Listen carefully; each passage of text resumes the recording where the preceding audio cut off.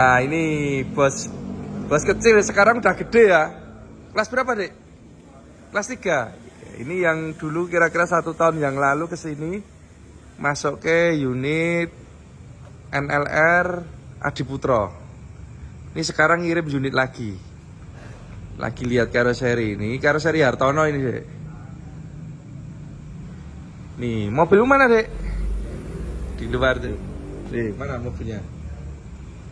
Nih bosnya Alvarido.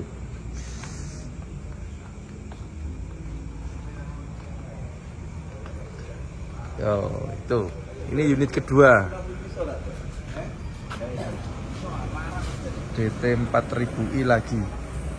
Tidak perlu DT 5000i. 4000i dinginnya udah bagus. Rezeki malam hari. Ini unit kedua dari Alvarido. Dari Jepara ini. Ini pasang unit lagi. Kira-kira 1 tahun yang lalu beli DT 4000i. Ini nambah lagi unit kedua Alvarido dari Jepara. Ini pasangnya DT 4000i lagi.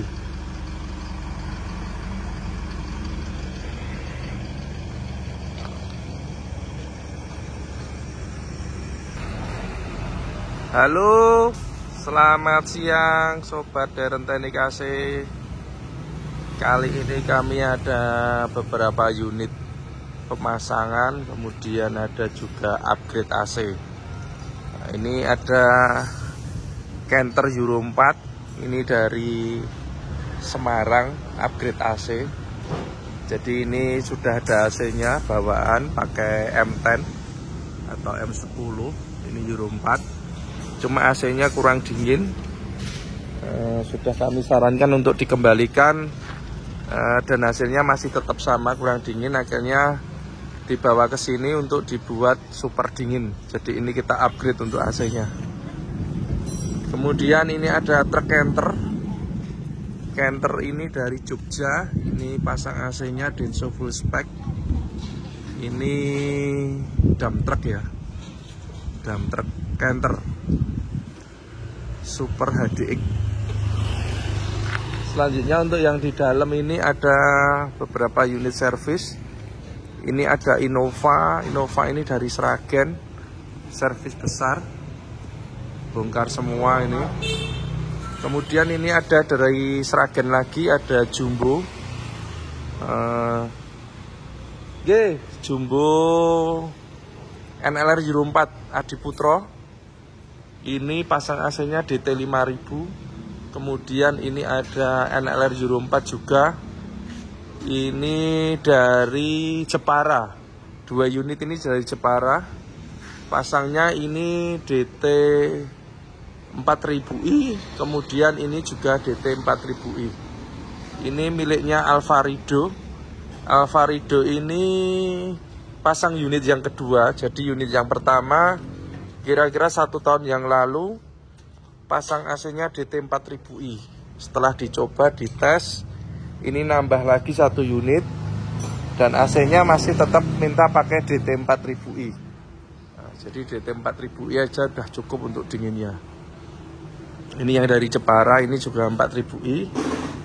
Kemudian ini Sragen, ini 5000i. Selanjutnya kita akan mereview untuk pemasangan pada unit Alvarido ini ya, dengan AC DT 4000i. Ini untuk instalasi pada unit NLR Euro 4 dengan AC DT 4000.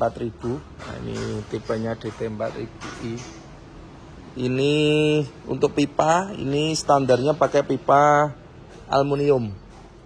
Jadi pemasangan mulai dari depan ini kita sudah pakai pipa, tidak pakai selang. Ini supaya lebih awet dan juga rapi ya pekerjaannya.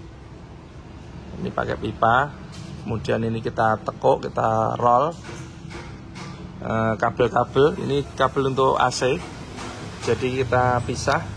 Ini AC, ini untuk kabel mesin kita sendirikan. kita bungkus pakai selongsong. Ini tujuannya supaya aman, tidak terjadi gesekan atau konsleting. Kemudian untuk pipa juga kita bikin yang rapi, kita klem. Nah, ini kita bikinkan klem di sini untuk pipanya supaya tidak terjadi getaran, karena kalau pakai pipa jika terjadi getaran maka pipa ini bisa retak atau patah. Ini untuk di bagian depan. Kemudian untuk di bagian ruang mesin atau engine, ini NLR Euro 4 untuk letaknya masih sama. Jadi kompresor di sebelah kanan di bawah jok driver kita pakai orisinilnya Denso S20 Jepang untuk kompresornya. Sudah terbukti cukup kuat, cukup dingin jika dipasang di unit NLR ataupun jumbo ya. Kemudian valve ini kita pakai valve kuningan. Ini juga sangat kuat, orisinil Denso ini Jepang ini untuk valve-nya. Magnet clutch juga pakai orisinil Denso Jepang untuk magnet clutch-nya. Kemudian untuk fan bell, nah, kalau kita lihat ini kita pakai fan bell yang tipe gigi. Untuk kompresor ini Euro 4 ini tipenya fan bell B ya, B gigi. Kemudian untuk alternatornya ini pakai yang A. Untuk kelistrikan, kalau kita lihat, nah ini pemasangan kita bikin serapi mungkin. Ini kabel AC-nya, ini kabel mesin atau engine. Untuk sambungan kita juga pakai soket, tidak dibundel kita pakai soket supaya aman. Nah, ini kabel juga kita bikin serapi mungkin, ini kabel-kabelnya.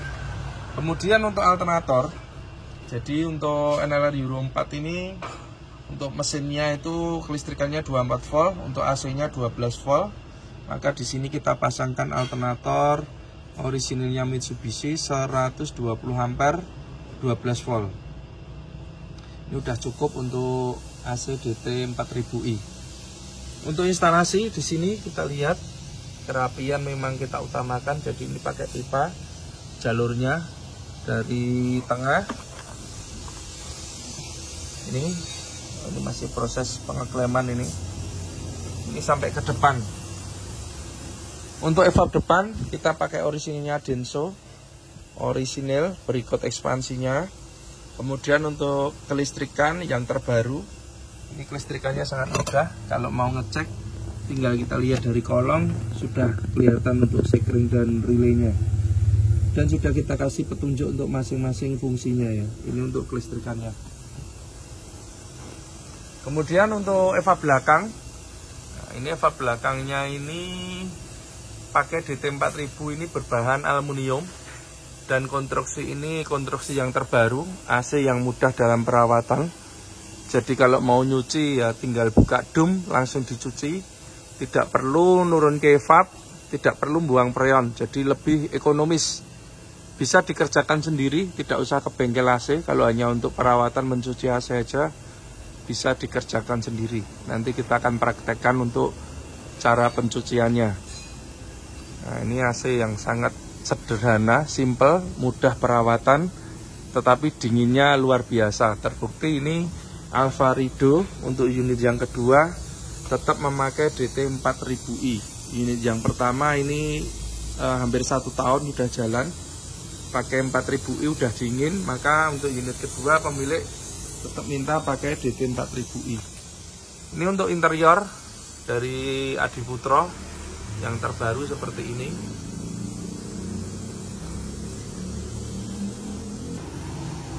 Kemudian untuk di bagian kondensor, jadi karoseri Adiputro sudah menyiapkan tempat untuk kondensor.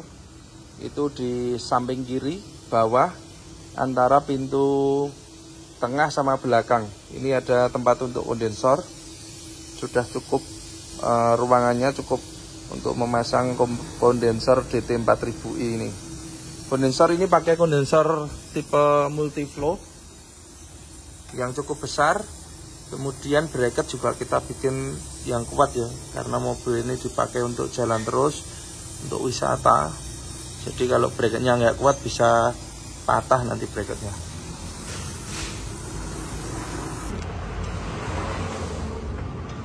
Untuk extra fan ini kita pakai extra fan high speed 12 volt, tapi ini kecepatannya sama dengan extravert base medium ya, kencang.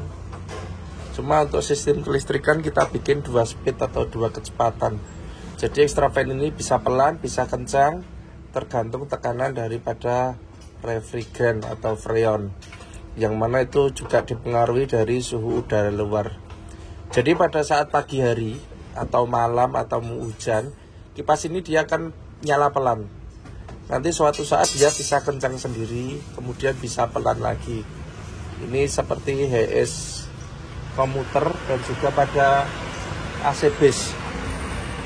Tujuannya apa? Supaya masa pakai dari extravert ini lebih lama, jadi umurnya lebih panjang, lebih awet lagi. Nah, di tempat kami bagaimana kita menciptakan AC itu selain dingin tapi juga awet, masa pakainya juga lebih lama. Maka untuk extravert ini kita meniru teknologi pada AC base yang mana bisa pelan, bisa kencang, dan itu juga terbukti untuk extravertnya menjadi lebih awet. Maka kita tiru untuk dipasang di AC DT 4000 dan 5000i. Ini 2 speed. Kemudian untuk bracket sudah pasti kita bikin yang kuat.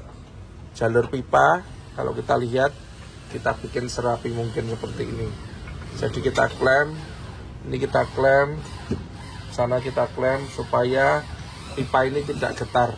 Kalau sampai pipa ini getar, maka bisa pecah atau retak ya, otomatis beran juga akan keluar.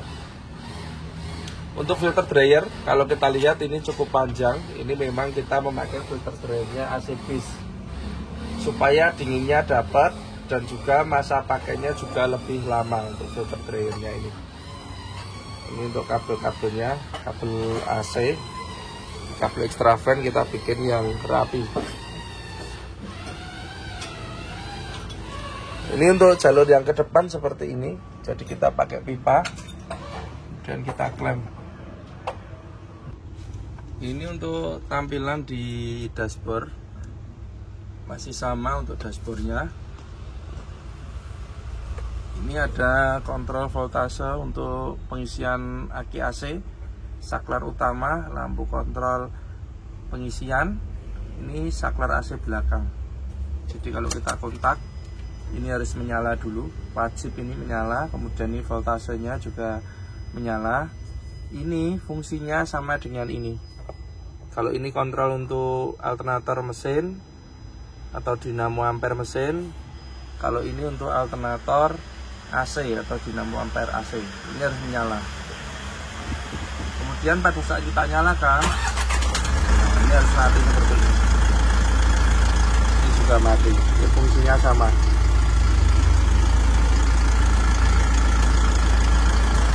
Di sini ada digital thermostat. Jadi suhunya bisa kita setting sesuai dengan kebutuhan.